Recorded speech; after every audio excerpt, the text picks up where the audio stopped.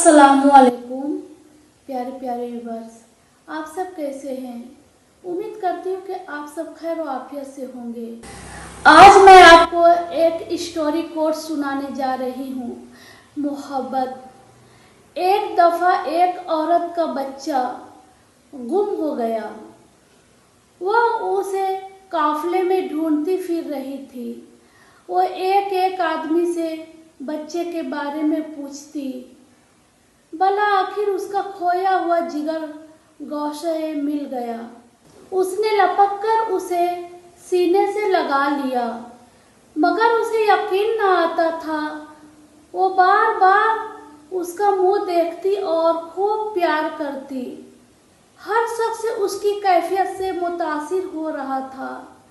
ऐन उस वक्त आप सल्लल्लाहु अलैहि वसल्लम सहाबा किराम से मुखातिब हुए और फरमाया, क्या ख्याल है तुम्हारा, ये औरत अपने बच्चे को आग में डाल सकती है। सब ने अर्ज की, नहीं, ये ऐसा हरगिज नहीं कर सकती, क्योंकि उसे अपने बेटे से बेपाया मोहब्बत थी, बेपनाह मोहब्बत है। आप सल्लल्लाहु अलैहि वसल्लम ने ये सुनकर फरमाया, अल्लाह ताला को अपने बंदों से उससे कई गुना ज़्यादा मोहब्बत है। वो हरगिज़ नहीं चाहता कि उसके बंदे दोज़ख की आग में जले। तवील से तवील तकरीर भी मोहब्बत इलाही के बारे में वो असर पैदा नहीं कर सकती थी जो आप सल्लल्लाहु अलैहि वसल्लम के इस फ़क़रे ने उस नफ्सियाती माहौल में पैदा किया। एक बेटे ने बाप से पूछा, पापा, ये नाकामयाब जिंदगी क्या होती है। वालिद बेटे को पतंग उड़ाने ले गए। बेटा बाप को गौर से पतंग उड़ाते देख रहा था। थोड़ी देर बाद बेटा बोला, पापा, ये धागे की वजह से पतंग और ऊपर नहीं जा पा रहा है। ये धागे की वजह से पतंग ऊपर नहीं जा पा रही है। क्या हम उसे तोड़ दें? ये और ऊपर चली जाएगी। वालिद ने धागा तोड़ दिया।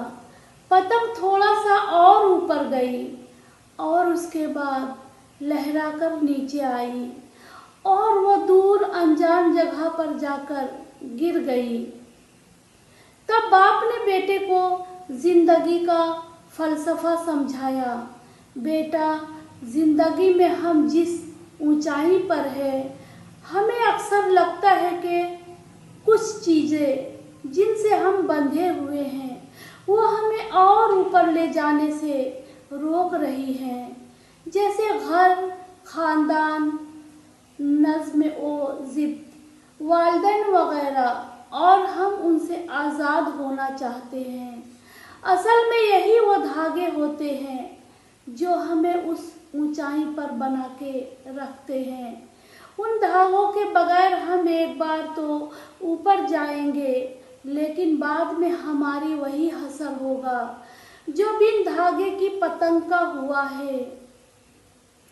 लिहाजा जिंदगी में अगर तुम बुलंदियों पर बने रहना चाहते हो तो कभी भी उन धागों से रिश्ता मत तोड़ना। धागे और पतंग जैसे ताल्लुक के कामयाब तवाज़न से मिली हुई ऊंचाई को ही कामयाब जिंदगी कहते हैं। बेटा, बाप ने अपने बेटा को कितनी अच्छी तरह से दर्स दिया, यानी समझाया। काश हर बेटा इसे समझ सके, लेकिन ऐसा बहुत कम बेटे हैं। बेगम ने आईने में लिपस्टिक ठीक करते हुए कहा, माँ जी, अपना खाना बना लेना। मुझे और उन्हें आज एक पार्टी में जाना है। बूढ़ी माँ ने कहा, बेटी, मुझे गैस वाला चूल्हा जलाना नहीं आता। तब बेटे ने कहा, माँ पास वाले दरबार में आज लंगर है, तुम वहाँ चली जाओ, खाना बनाने की कोई नौबत ही नहीं आएगी। माँ चुपचाप अपनी चप्पल पहनकर दरबार की तरफ हो चली। ये सारा वाकया उनका 10 साला बेटा सुन रहा था। रास्ते में उसने अपने पापा से कहा, पापा, मैं जब बहुत बड़ा आदमी बन जाऊंगा तब मैं भी अपना घर किसी दरबार के पास ही बनाऊंगा। माँ ने उसकी वजह पूछी, क्यों बेटा? तो उस बच्चे ने जवाब दिया, उसे सुनकर उसके माँ बाप का सर शर्म से नीचे झुक गया। उस बच्चे ने कहा, क्योंकि माँ जब मुझे भी किसी दिन ऐसी ही पार्टी में जाना हुआ तो तुम भी तो किसी दरबार में लंगर खाने जाओगी ना। और मैं नहीं चाहता कि तुम्हें कहीं और दूर किसी दरबार में जाना पड़े। ना अपनों से खुलता है ना गैरों से खुलता है। ये जन्नत का दरवाज़ा माँ के पैरों से खुलता है।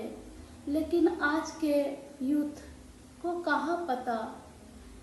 आज तो वो सिर्फ उसे क्या बोलूं, सभी को पता है। ऐसे बच्चों को अल्लाह पाक नेक राह दिखाए, आमीन। यहीं पे मेरे कोर्स समाप्त यानी ख़त्म होते हैं। शुक्रिया।